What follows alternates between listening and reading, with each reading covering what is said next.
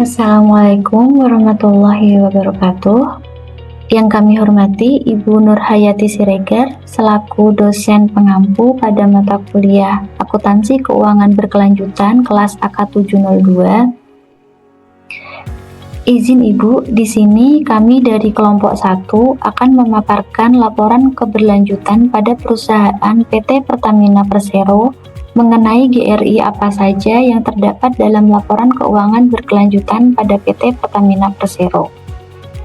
Sebelumnya, izin memperkenalkan anggota pada kelompok kami.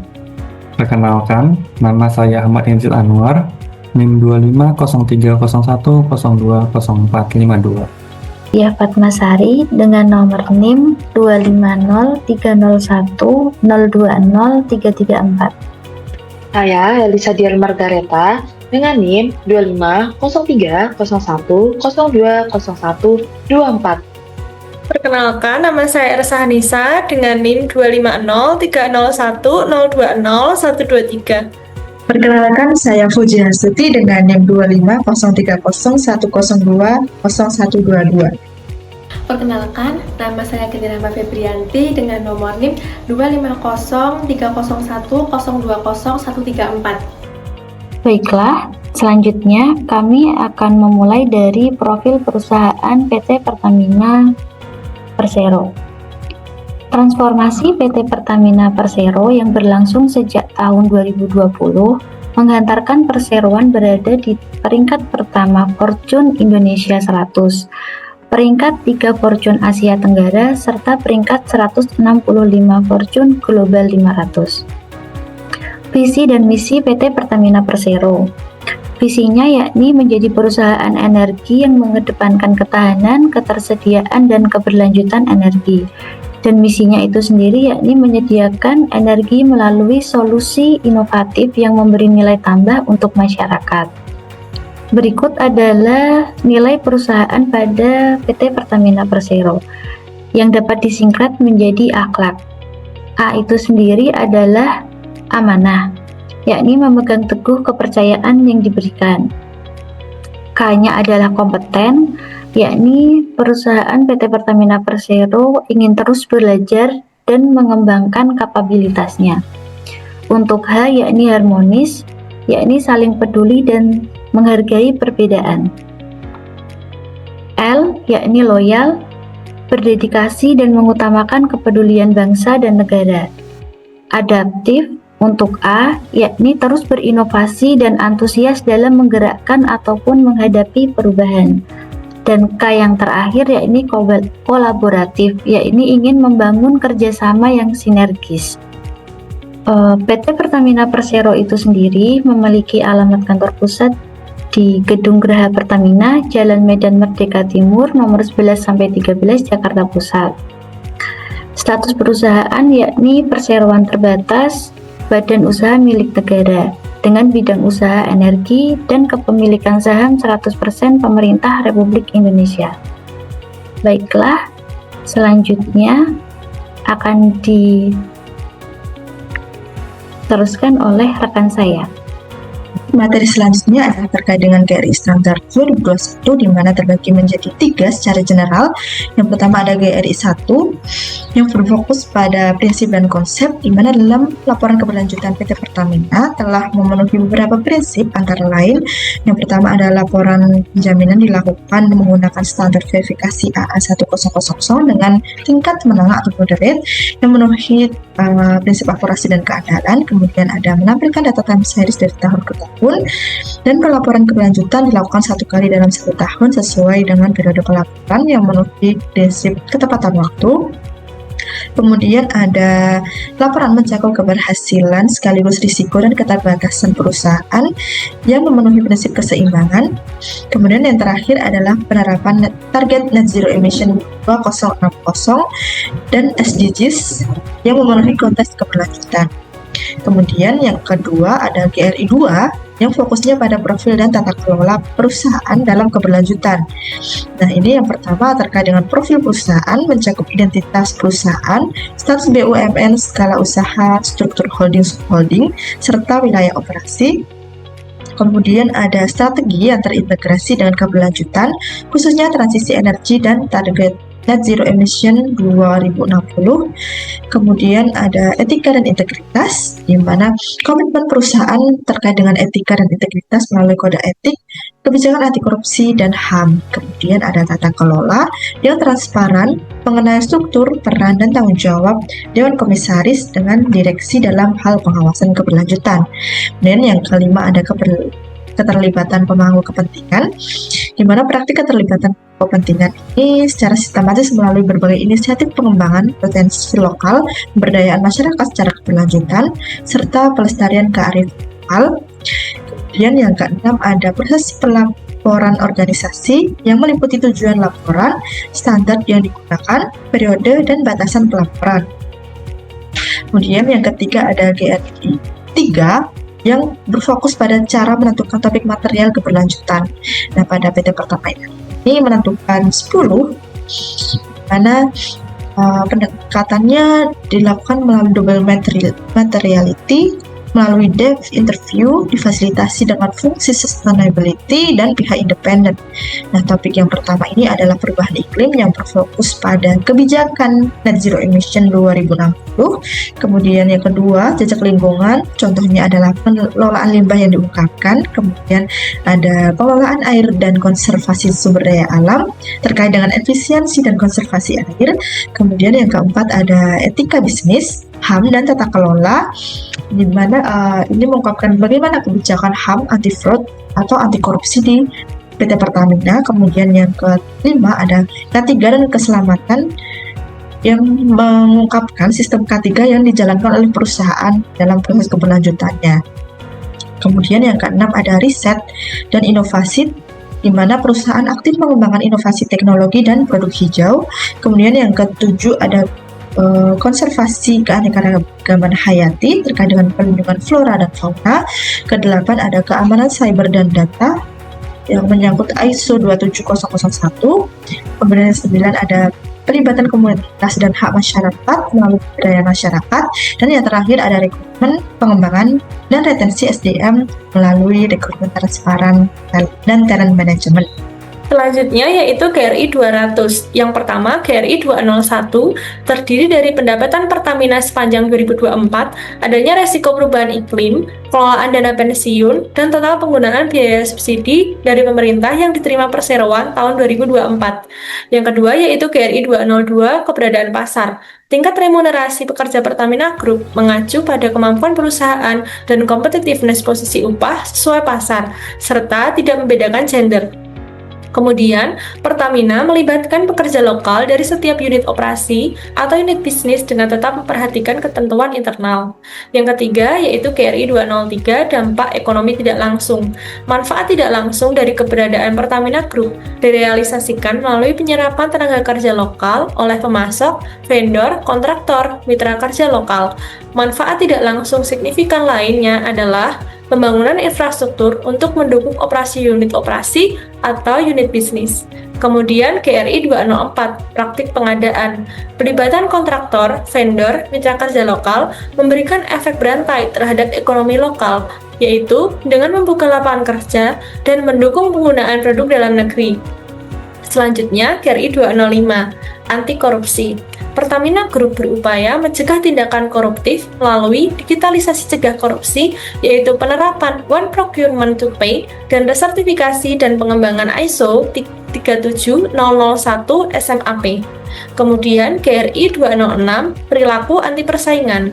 Penjualan produk-produk energi Pertamina Group diatur dalam regulasi yang ditetapkan pemerintah, termasuk harga penjualan kepada pelanggan melalui perjanjian jual beli minyak atau gas bumi atau uap panas bumi, dan penetapan harga jual eceran, jenis bahan bakar minyak tertentu, serta jenis bahan bakar minyak khusus.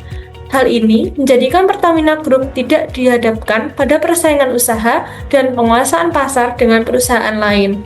Kemudian GRI 207, pajak.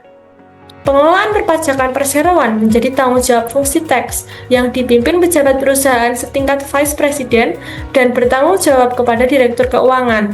Selain itu, secara berkala, Pertamina Group melakukan koordinasi dan pelibatan dengan DJP melalui Kanwil DJP atau KPP di masing-masing wilayah operasi untuk memperoleh pemahaman yang lebih mendalam atas implikasi aspek pajak pada skema bisnis baru di Pertamina Group.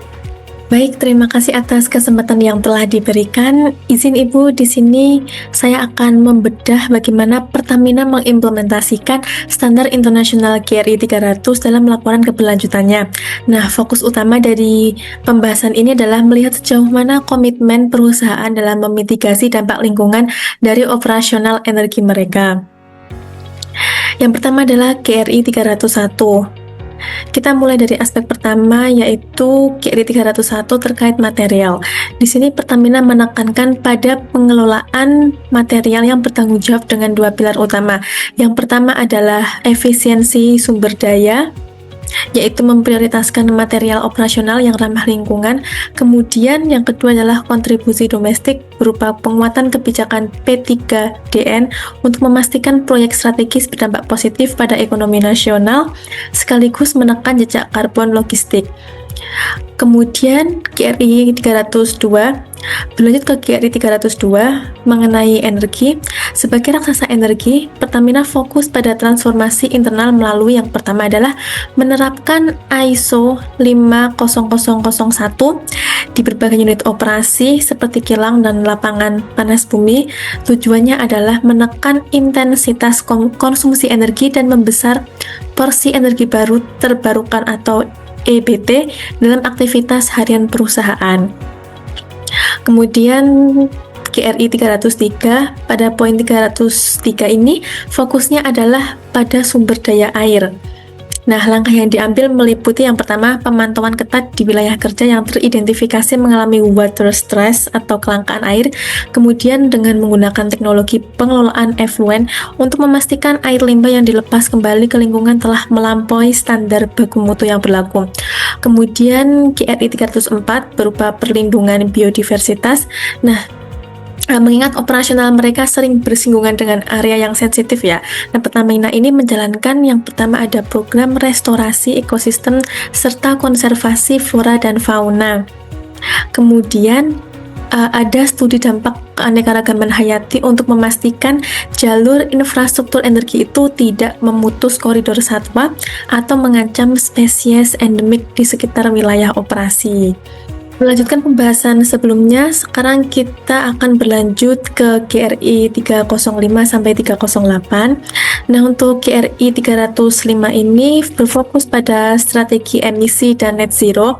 Aspek GRI 305 mengenai emisi merupakan pilar utama Pertamina dalam mencapai target net zero emission 2060. Poin-poin pentingnya yaitu adanya transparansi pelaporan. Di sini perusahaan melaporkan perhitungan gas rumah kaca secara menyeluruh mencakup skop 1, 2, dan 3. Kemudian adanya upaya dekarbonisasi yang dilakukan oleh teknologi carbon capture, utilization and storage, optimalisasi gas turbin, serta inisiatif nature-based solutions untuk menekan dampak perubahan iklim.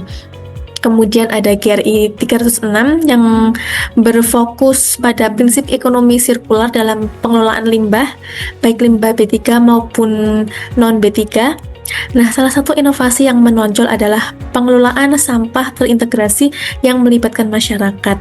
Limbah operasional maupun non-operasional dapat diproses kembali menjadi produk yang bernilai guna sehingga secara signifikan mengurangi volume sampah yang berakhir di tempat pembuangan akhir. Kemudian di GRI 307, nah, pada aspek GRI 307 ini fokus utamanya adalah integritas terhadap kepatuhan hukum. Hal ini dibuktikan dengan partisipasi aktif dalam penilaian proper dari Kementerian LHK. Kemudian selain itu mayoritas unit operasional mereka berhasil meraih predikat hijau dan emas yang menandakan kepatuhan perusahaan sudah berada sesuai dengan standar atau di atas standar. Kemudian yang terakhir adalah GRI 308 penilaian lingkungan pemasok. Nah, GRI 308 ini menunjukkan bahwa tanggung jawab lingkungan Pertamina itu meluas hingga ke rantai pasok. Melalui kebijakan Green Procurement, perusahaan menetapkan kriteria lingkungan dalam seleksi mitra kerja. Para pemasok dan kontraktor itu diwajibkan memenuhi standar perlindungan lingkungan tertentu agar risiko lingkungan dapat dimitigasi sejak dini dari hulu hingga ke hilir. Nah, secara keseluruhan, 8 poin standar GRI 300 ini menunjukkan upaya komprehensif Pertamina untuk bertransformasi menjadi perusahaan energi yang lebih bersih, mulai dari pengelolaan sumber daya internal hingga pengawasan ketat terhadap mitra kerja mereka.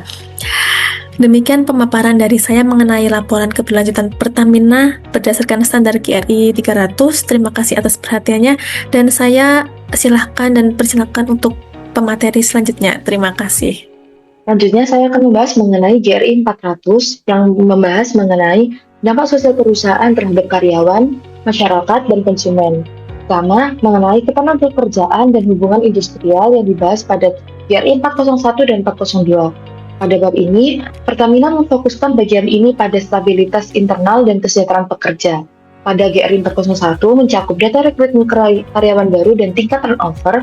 Pertamina biasanya menonjolkan tunjangan kompetitif dan keseimbangan kerja untuk menekan angka turnover. Selanjutnya pada GRI 402 berfokus pada periode pemberitahuan minimum terkait perubahan operasional yang signifikan agar tidak merugikan pekerjaan. Pada bagian 2 dibahas mengenai K3, pengembangan dan kesejahteraan karyawan, yang akan dibahas pada GRI 403 hingga 405. Nah, bagian ini merupakan area dengan materialitas tertinggi bagi Pertamina mengingat resiko operasional di sektor migas. Pada GRI 403 yang membahas mengenai kesehatan dan keselamatan kerja, yang merupakan hal paling krusial, melaporkan sistem manajemen K3, statistik kecelakaan kerja, dan program kesehatan kerja. Nah, GRI ini berfokus untuk mencapai zero fatality. Selanjutnya pada GRI 404 yang membahas mengenai investasi perusahaan pada pengembangan kompetensi melalui Pertamina Corporate University dan jam pelatihan rata-rata per karyawan. Selanjutnya untuk GRI 405, Pertamina melaporkan komposisi karyawan berdasarkan gender dan usia dan kesetaraan, serta keseimbangan remunerasi dan upah minimum regional. Nah, kesempatan setara ditunjukkan melalui program Sirkandi Pertamina yang aktif melaporkan persentase perempuan pada posisi manajerial. Selanjutnya pada bagian ketiga yaitu ada hak asasi manusia yang dibahas pada GRI 406 hingga 412. Nah, Pertamina berkomitmen pada prinsip-prinsip untuk menjalankan bisnis sesuai dengan prinsip panduan PBB dan tentang bisnis dan HAM. Nah, pada GRI 406 memastikan tidak ada perlakuan diskriminatif dalam karir maupun upah. Selanjutnya untuk GRI 407 hingga 409 berfokus pada kebebasan berserikat melalui Federasi Serikat Pekerja Pertamina serta kebijakan tegas melarang pekerja anak dan kerja paksa di seluruh lini operasi. Selanjutnya, GRI 410 melaporkan bahwa personel keamanan perusahaan telah mendapatkan pelatihan HAM agar tidak terjadi represivitas pada saat bertugas di objek vital nasional. Selanjutnya untuk GRI 411 melaporkan identifikasi wilayah operasi yang bersinggungan dengan masyarakat adat dan bagaimana perusahaan mendapatkan persetujuan tanpa paksaan. Dan pada GRI 412 dengan PT Pertamina melakukan audit atau uji tuntas HAM secara berkala pada unit operasi. Selanjutnya pada bagian keempat dibahas kontribusi sosial dan tanggung jawab publik yang dirinci pada GRI 413 hingga 415. Pada GRI 413 melalui program TJSL yaitu tanggung jawab sosial dan lingkungan dengan berfokus pada desa energi berdikari di mana Pertamina membantu masyarakat mengakses energi bersih serta secara mandiri dan memberdayakan ekonomi lokal di sekitar wilayah operasi. Nah, untuk GRI 414, Pertamina memperkuat seleksi vendor yang tidak hanya berfokus pada harga tetapi juga kepatuhan terhadap sosial dan etika kerja. Selanjutnya pada GRI 415 mengenai transparansi posisi perusahaan terhadap kebijakan publik dan kontribusi politik. Selanjutnya pada bagian 5 yaitu tanggung jawab produk dan pelanggan yang dijelaskan pada GRI 416 hingga 418 di mana GRI 416 PT Pertamina memastikan kualitas BBM dan produk turunan lainnya aman digunakan oleh konsumen dan tidak menyebabkan insiden kesehatan. Pada GRI 417 membahas bahwa kejelasan informasi produk, penggunaan label ramah lingkungan, dan prosedur penanganan keluhan pelanggan melalui call center 135, dan terakhir, pada GRI 418, dibahas isu krusial di era digital, yaitu Pertamina melaporkan langkah perlindungan data pengguna aplikasi My Pertamina dari kebocoran dan penyalahgunaan data. Sekian dari saya kembalikan kepada teman saya. Baik, selanjutnya akan dibahas mengenai kesesuaian antara laporan keberlanjutan PT Pertamina Persero dengan GRI Standar 2021. Nah, secara umum, ungkapan isu keberlanjutan telah disusun sesuai dengan GRI Standar 2021, baik dari sisi struktur penyajian yang sistematis maupun kelengkapan indeks konten GRI. Nah, jika kita lihat pada grafik di sebelah kanan ini, untuk GRI 300 dan GRI 400 itu tidak 100%.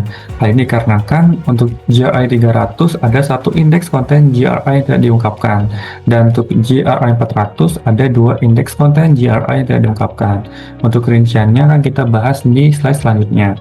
Nah, lalu untuk seluruh isi laporan keberlanjutan juga telah diverifikasi melalui proses penjaminan oleh PT Sejahtera Ramba Asia SRAI selaku lembaga independen eksternal. Jadi ini lembaga yang tidak memiliki konflik kepentingan dengan PT Pertamina, dan dalam proses verifikasinya itu menggunakan standar verifikasi AA1000 dengan tingkat menengah moderate tipe 2. Hal ini dilakukan untuk memperkuat kredibilitas informasi yang disajikan dalam laporan keberlanjutan. Lalu, dalam laporan keberlanjutan PT Pertamina itu telah diungkapkan GRI standar yang digunakan, GRI 1, pengungkapan umum, GRI 2, topik material, GRI 3, aspek ekonomi, GRI 200, aspek lingkungan, GRI 300, dan aspek sosial, GRI 400. Dan dalam pengungkapannya ini juga telah didukung oleh kinerja nyata berupa program-program yang telah dilaksanakan selama tahun 2024. Seperti yang sudah dijelaskan pada slide sebelumnya. Lalu, mengenai kurangnya pengungkapan tadi, itu ada GRI 307 mengenai kepatuhan lingkungan, GRI 412 mengenai penilaian hak asasi manusia, dan GRI 419 mengenai kepatuhan sosial ekonomi. Nah, tidak diungkapkannya GRI 307 kemungkinan karena tidak ada kasus terkait isu kepatuhan lingkungan selama tahun 2024. Secara umum, isu kepatuhan lingkungan sudah disajikan dalam bagian tata kelola dan manajemen risiko. Sedangkan untuk GRI 412 tidak diungkapkannya kemungkinan karena kebijakan terkait hak asasi manusia pada PT Pertamina Persero masih bersifat umum dan belum sepenuhnya mengikuti pendekatan evaluatif yang sebagaimana diatur dalam standar GRI 412. Lalu untuk GRI 419 tidak diungkapkannya kemungkinan karena tidak adanya sanksi atau pelanggaran terkait kepatuhan sosial ekonomi selama tahun 2024, sehingga tidak terdapat dampak material yang perlu diungkapkan secara khusus dalam kerangka GRI 419. Maka dari itu, saran dari kelompok kami, PT Pertamina Persero masih memiliki ruang untuk mengoptimalkan kedalaman pengungkapan pada aspek kepatuhan lingkungan, penilaian hak asasi manusia, serta kepatuhan sosial dan ekonomi. Kedepannya, perusahaan disarankan untuk mengungkapkan GRI 307, GRI 412, dan GRI 419 secara lebih eksplisit, meskipun dalam bentuk pernyataan nihil. Hal ini guna meningkatkan transparansi, memperkuat akuntabilitas, serta menunjukkan kematangan sistem keberlanjutan sesuai best practice pelaporan GRI. Baik, sekian presentasi dari kelompok 1 mengenai GRI pada laporan keberlanjutan PT Pertamina Persero pada tahun 2024. Terima kasih. Wassalamualaikum warahmatullahi wabarakatuh.